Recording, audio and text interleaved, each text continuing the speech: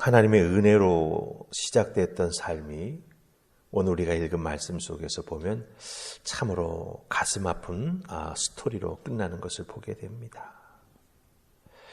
소돔과 송이 멸망할 때에도 하나님 롯을 구해 주셨지요. 특별히 아브라함을 생각해서 롯을 그 성에서 내보내셨다 하는 표현이 우리가 나오는 것을 보게 됩니다.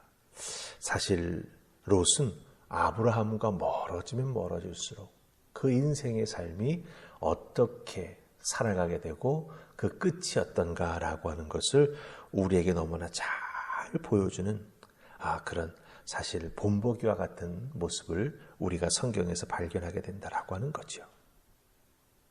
좀 더 직설적으로 말하자면 롯은 아브라함 때문에 롯으로 살아갈 수 있었습니다. 아브라함이 아니었다면 롯은 성경에 이름도 올리지 못했을지도 모릅니다. 아브라함 때문에 하나님의 은혜를 덧입었고 하나님의 축복을 받았고 또한 놀라운 은총 가운데 살 수 있었는데 아브라함과 멀어지기 시작하니까 그 롯은 점점 믿음의 빛을 잃어버리게 되고 정말 흙의 사람으로 살아가는 것을 보게 된다라고 하는 것이죠. 성경에 보면 아브라함과 함께 있을 때 부유해졌습니다. 근데 아브라함과 분리된 이후에 롯의 여정은 그 마지막이 아름답게 마무리되지 못하는 것을 본다라고 하는 것이죠. 왜 이렇게 롯의 끝이 아름답게 마무리되지 못할까요?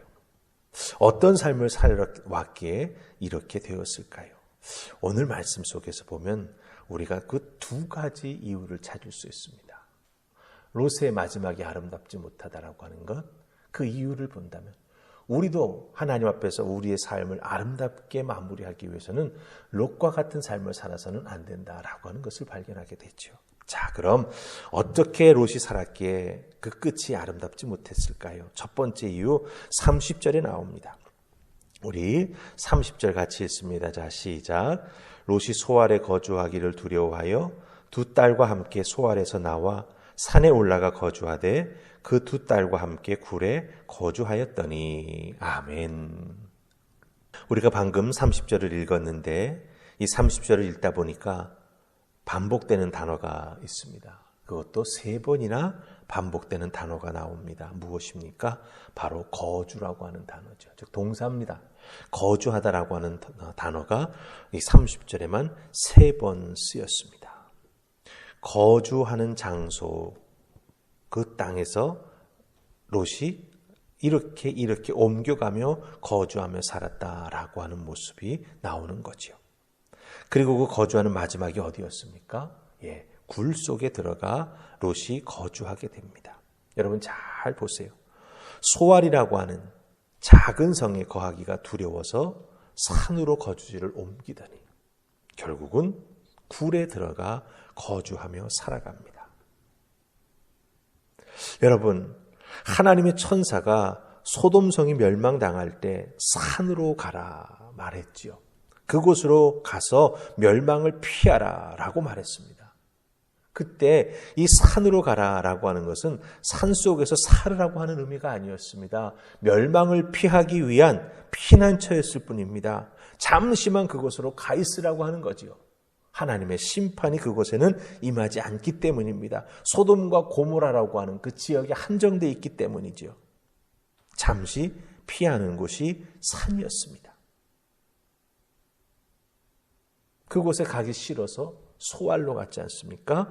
그런데 보니 다시 그 산으로 가서 롯이 자리를 잡습니다. 여러분 잘 보세요. 소알은 롯이 피할 곳으로 스스로 선택하고 간척하여 하나님께 허락을 받은 곳입니다. 그런데 그곳에 거주하기를 두려워했습니다. 하나님과 동행하는 삶을 선택하지 않을 때 롯의 삶의 모습은 도시 소돔에서, 도시라고 하는 건 크기가 있는 거지 않습니까? 작다는 뜻의 소알로, 그리고 마지막은 산에 있는 굴에 들어가 살게 되죠. 굴은 무덤으로 쓰이거나 전쟁에서 패배한 자가 몰래 숨어드는 것이 굴입니다. 사람이 사는 곳이 아닙니다. 그런데 부유했던 롯이 모든 것을 다 잃어버리고 굴 속으로 들어가 살게 되죠. 왜 그렇습니까?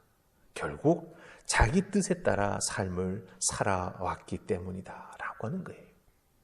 하나님이 떠나라 해도 주저했고 피하라 해도 싫어했고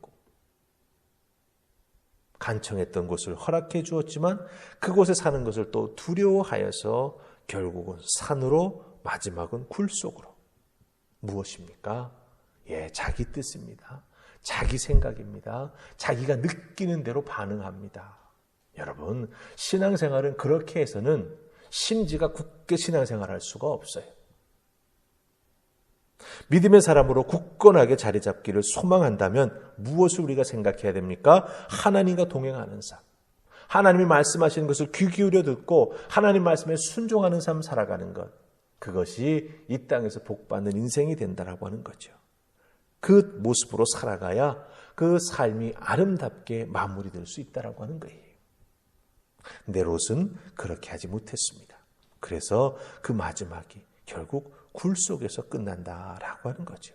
자, 그럼 두 번째 이유가 또 하나 나옵니다.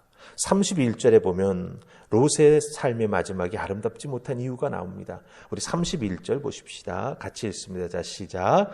큰딸이 작은딸에게 이르되 우리 아버지는 늙으셨고 온 세상의 도리를 따라 우리의 배필될 사람이 이 땅에는 없으니. 아멘. 자, 아버지와 함께 굴에 살고 있는 두 딸이 나누는 말입니다. 두 딸이 무엇을 말하고 있습니까?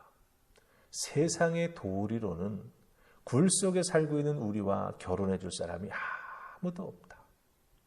그 얘기를 하고 있는 거예요. 자신들의 처지를 보면은 세상의 도리로도 우리를 선택할 사람이 없다라고 말합니다. 맞지요. 세상의 도리를 따라 살아왔지만 세상의 도리로 보아도 선택받지 못할 만큼 자신들의 삶이 비참하다라고 하는 거죠.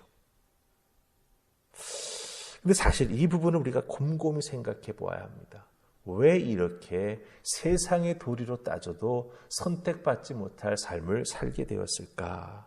그것은 역설적으로 믿음의 사람이 세상의 도리를 따라 살았기 때문에 그 마지막이 이렇게 아름답지 못하다라고 하는 거예요.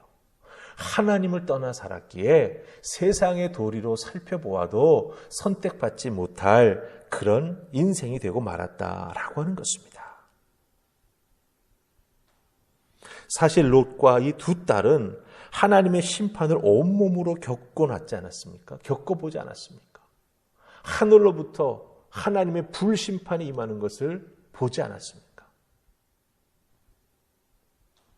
이 하나님의 심판을 온몸으로 겪고 나서도 하나님의 말씀, 하나님의 뜻이 아니라 그 땅의 도리로 살아가려고 하는 모습을 발견하게 됩니다. 세상의 도리가 그들의 삶의 기준이 되고 말았다라고 하는 것이죠. 딸들 입에서 나오는 표현입니다. 이 표현 누구에게 배웠을까요? 아버지에게서 배웠습니다. 롯에게서 배운 것이지요. 세상의 길, 세상의 도리로는 하나님의 복과 하나님의 은혜 가운데 살아가는 삶을 살아갈 수가 없습니다. 세상의 도리와 하나님의 은혜와 하나님의 말씀은 양립할 수가 없어요. 양쪽에 발을 걸치고 우리는 살아갈 수 없다라고 하는 것입니다. 롯의 마지막이 아름답지 못한 것은 무엇입니까? 바로 세상의 도리, 이 땅의 도리, 그곳으로 살아가려고 했기 때문이죠. 그것이 삶의 기준이 되었기에 그렇게 비참한 마지막을 경험하게 되었다라고 하는 것입니다. 그래서 결국 두 딸은 인간으로서는 참 저지러서는 안 되는 근친상간의 죄악을 저지르죠. 그 결과가 어떻게 됩니까? 이스라엘 백성들을 끝까지 괴롭히게 되는 모압과 암몬 자손, 그 조상을 낳게 되는 것이지 않습니까? 참으로 우리가 여기서 발견하는 것이 있습니다. 하나님의 은혜 가운데 살아가는 것, 하나님의 말씀과 동행하는 삶을 살아가는 것, 그것이 얼마나 귀하고 복된 것인지. 당장은 세상의 도리로 살아가는 것이 쉽고 편하고 나에게 좋은 것 같지만 그러나 짧고 긴 것은 대보아야 알지요. 우리 믿음의 사람들은 길게 보아야 합니다. 하나님 말씀과 동행함으로 말미암아 여러분의 인생이 하나님께 축복받고 이 땅에서 크게 믿음의 거목으로 성장하는 그런 은혜가 있기를 주님의 이름으로 축복합니다. 아멘. 우리 기도하십시다.